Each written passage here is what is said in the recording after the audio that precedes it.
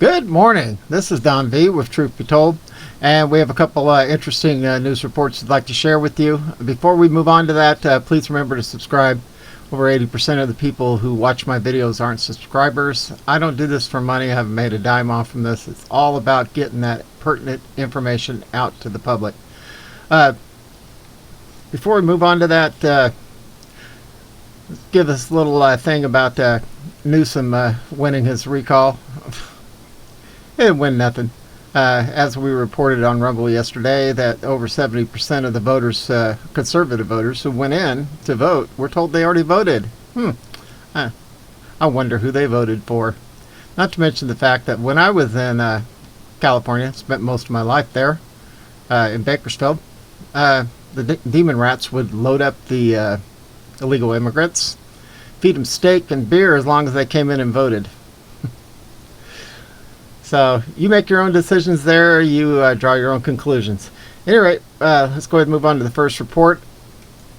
It says, Biden effect. Afghan refugees bring measles to Wisconsin and Virginia. At least 6 Afghan refugees have been diagnosed with measles after arriving in the United States. One case was confirmed on September 5th at Fort McCoy in Wisconsin, where 8,000 refugees are being held waiting to be resettled across America.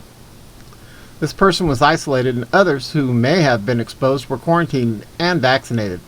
5 cases were reported by the Virginia Department of Health on Tuesday. Fox 6 Milwaukee reports health officials said they were working to notify people potentially exposed at an unidentified Richmond hospital, as well as Fort Pickett, an Army National Guard base southwest of Richmond that is providing temporary housing to recently arrived evacuees.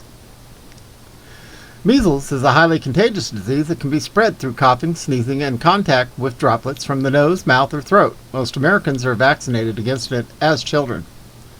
Every single person on board these aircraft leaving Kabul Airport was potentially exposed to measles. It is highly unlikely that only 6 evacuees out of 60,000 brought to the U.S. were infected. As more of our tax dollars go towards treating those infected and preventing another viral outbreak, the U.S. has halted inbound flights of evacuees. What other diseases are these people carrying and now spreading in America? Why does the Biden regime mandate COVID vacations for Americans but not for refugees? Joe Biden doesn't care about Americans. No, he does not. All right, tribute. Comedian Norm Mcdonald's brutal jokes directed at Hillary Clinton. Comedian Norm Mcdonald died today at the age of 61. He'd been battling cancer for 9 years, but kept his struggle quiet. He's best known for his weekend update segment on SNL. He was a regular guest on talk shows and once called Bill Clinton a murderer on The View, triggering Barbara Walters, see below. The series of clips below are made up of jokes directed at Hillary Clinton during Bubba's presidency. We get the feeling Norm knew Hillary Clinton's type and knew people would appreciate jokes directed at her. Let's give this a quick listen. A frightening moment this week for First Lady Hillary Clinton. Her plane en route to the former Soviet Union was forced to make an emergency landing when it was discovered that a frayed wire in the engine was causing serious malfunctions. The president was said to be furious and demanded an immediate investigation of what went wrong with Operation Frayed Wire.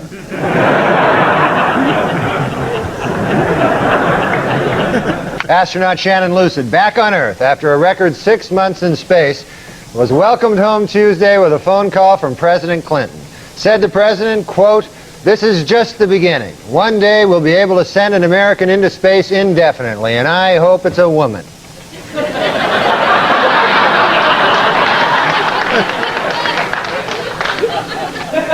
Speaking in Australia this week about the problems of being America's First Lady, Hillary Clinton joked, quote, "Perhaps I'll walk around with a bag over my head when I come out into public and have no opinions and never express them publicly or privately." To which the president replied, "Yes, yes, oh God, yes!"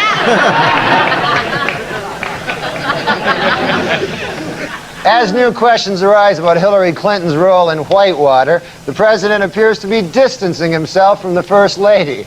Earlier today in his weekly radio address, the president insisted, "Hey, I sleep with hundreds of girls. I can't vouch for all of them, you know?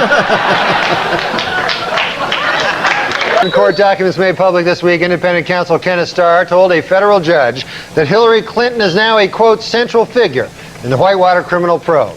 Reacting to the news, President Clinton called the investigation a partisan witch hunt, vowing, quote, if the First Lady is somehow convicted and has to go to jail, I will do everything in my power to wait 2 weeks to start dating.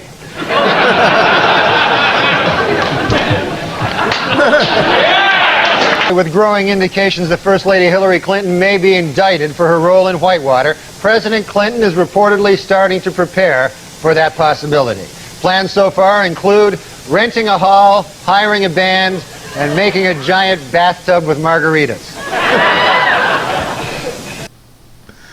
Oh, man, I needed a good laugh. This has been an angry morning for me. All right. I thought it was a matter of record. I'm pretty sure I'm not a doctor, but I'm pretty sure if you die, the cancer dies at the same time. That's not a loss, that's a draw. Norm Mcdonald.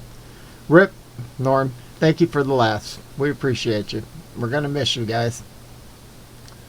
All right. Moving on. Arizona lawsuit. Biden vaccine mandates favor illegal immigrants over U.S. citizens.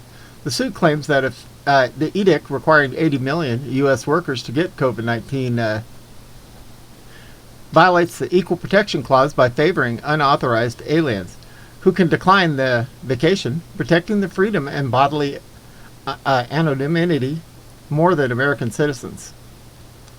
Arizona Attorney General Mark Bornovich has fired the opening salvo in the anticipated legal fight over the former Vice President's Joe Biden's COVID-19 vacation mandate. Bornovich filed the lawsuit Tuesday in the U.S. District Court of Arizona, claiming the Biden's mandate violates the Equal Protection Clause by favoring migrants who can decline the vacation, protecting their freedom and bodily anonymity more than American citizens. The federal government cannot force people to get the COVID vaccine. Oh, Jesus. Bornovich said in a statement, the Biden administration is once again flouting our laws and precedents to push their radical agenda. There can be no serious or scientific discussion about containing the spread of COVID-19 that doesn't begin at our southern border.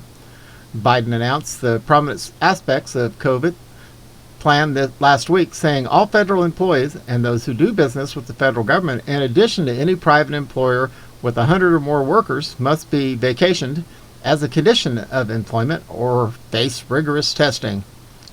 Although it is not yet active, Bornovich lawsuit directly contrasts the coming mandate with the lack of similar requirements for immigrants who enter the U.S. from Mexico. In a nutshell, unauthorized aliens will not be subject to any vacation requirements, even when released directly into the U.S., where most will remain, while roughly 100 million U.S. citizens will be subject to unprecedented vacation requirements, the lawsuit said. Bornovich estimated 1 in 5 immigrants who illegally cross the southern border are infected with 19. Bornovich's complaint also calls out White House Chief of Staff Ronald Klain for retweeting a statement regarding how the Occupational Safety and Health Administration, OSHA, mandate is the ultimate workaround for federal 19 vacation requirements. The U.S. Border Patrol estimated more than 212,000 people crossed the border into the U.S. illegally in July. Bornovich is running as a Republican for U.S. Senate. Texas Attorney General Ken Paxton said Friday he also plans to sue Biden over the mandate.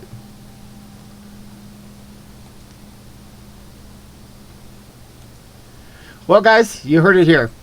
If you want to hear the real meat and potatoes, the real stuff that I can't say on YouTube, move over to my Rumble account, look for the Truth Be Told with Don V, and it's completely free, doesn't cost a cent, and there you'll get the good stuff. At any rate, we're broadcasting out of Arizona under sunny skies. Looks like we're going to be in the mid-80s. Hope everybody has a wonderful Wednesday, and we are out of here.